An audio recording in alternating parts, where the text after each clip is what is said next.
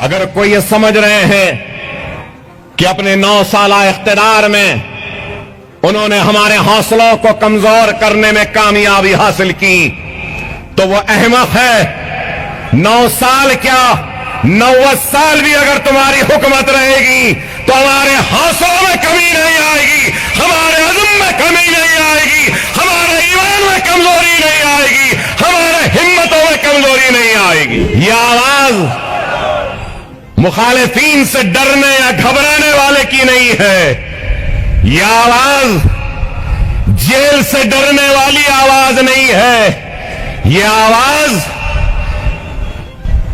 ہمارے دشمن جو ہیں، جو بیٹھے ہیں، جو سمجھتے ہیں کہ جس طریقے سے ڈراتے ہیں اکبر اویسی کو بھی ڈرا دیں گے، تو احمقوں نادانوں تم سے بھی یہ ڈرنے والی آواز نہیں ہے۔ یہ آواز ڈرتی ہے تو صرف اللہ سے ڈرتی ہے، یہ آواز اٹھتی ہے تو اللہ کی رضا کے لیے۔ تعلیم کے مواقع ہیں، ہم کو ان مواقعوں سے فائدہ اٹھانا چاہیے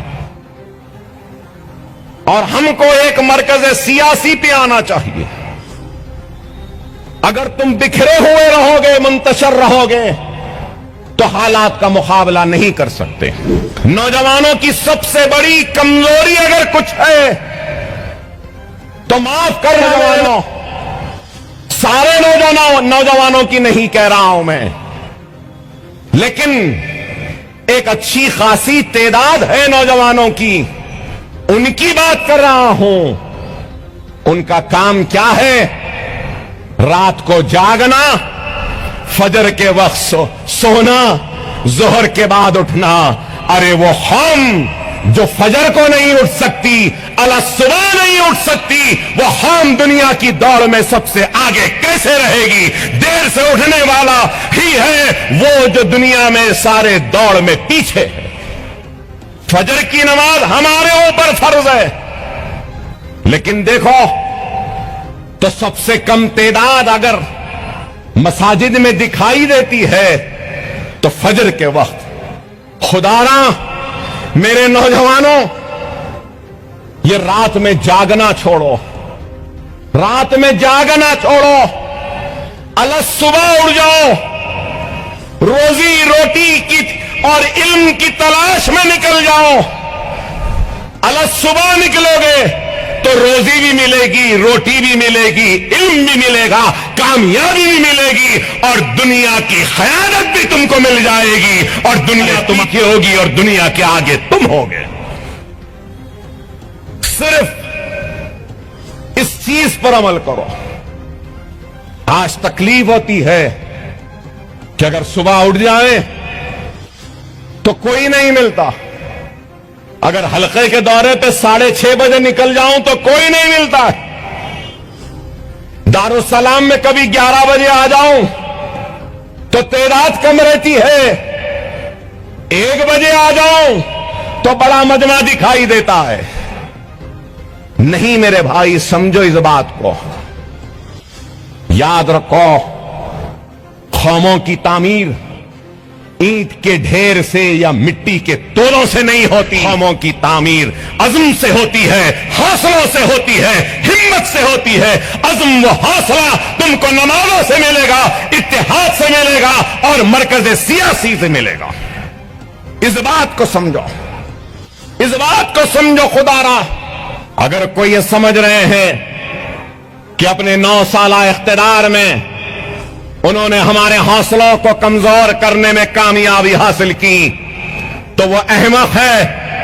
9 سال کیا 90 سال بھی اگر تمہاری حکومت رہے گی تو ہمارے حوصلوں میں کمی نہیں آئے گی، ہمارے عزم میں کمی نہیں آئے گی، ہمارے کمزوری نہیں آئے گی، ہمارے ہمتوں میں کمزوری نہیں آئے گی۔ یہ قوم وہ قوم ہے جو کسی کے مٹانے سے نہیں مٹتی، یہ قوم وہ ہے اگر کوئی مٹانے کی کوشش کرتا ہے تو ہم ایک نئے عزم کے ساتھ، نئے حوصلے کے ساتھ، نئے ارادوں کے ساتھ اٹھتے ہیں، اور یہ دارالسلام اور یہ عمارت انہی حوصلوں، اسی عزم، اسی ہمت اور اسی ایمان کی نشانی ہے کہ ہمارا حوصلہ न कभी कम हुआ न कभी कमजोर हुआ। याद रखो, दुश्मन की कोशिश यही है कि अपने मंसूबों, अपनी साजिश और अपने जुल्म के जरिए हमारे अज़्म को कमजोर कर दे। दुश्मन की यही ख्वाहिश है कि वो जुल्म के जरिए हमारे हौसलों को कमजोर कर दे। दुश्मन की यही मंसूबा है कि वो अपने इख्तिदार की ताकत के जरिए हमारे ईमान को कमजोर कर दे।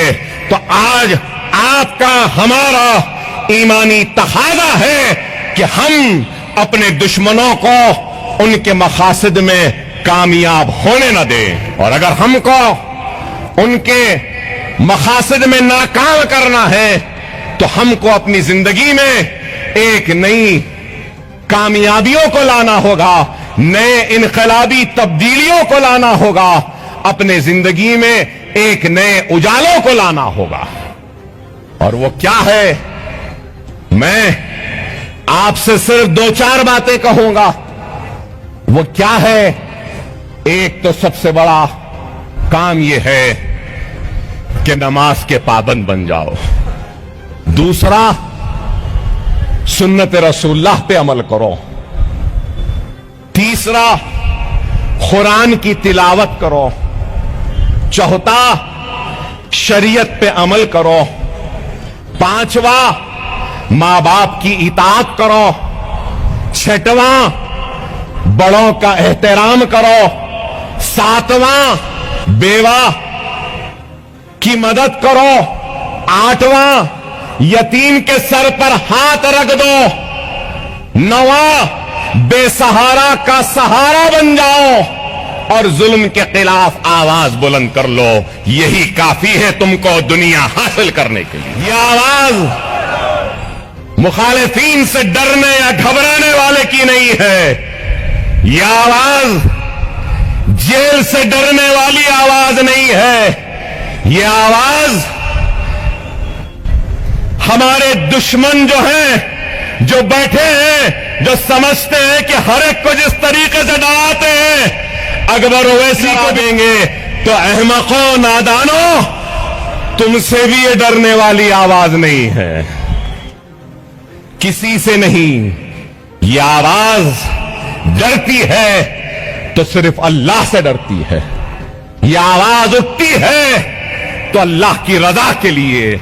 ये आवाज उठती है तो हबीब मोहम्मद मुस्तफा सल्लल्लाहु अलैहि वसल्लम की आशिकी में, मोहब्बत में, गुलामी में उठती है। ये आवाज उठती है तो कमली वाले की उम्मतियों के हक के लिए उठती है। ये आवाज उठती है तो मजलिस इत्तेहादुल मुस्लिमीन के लिए उठती है। ये आवाज न कभी दबी थी, न कभी डरी थी, न आने वाले कल में डरेगी या किसी से घबराएगी।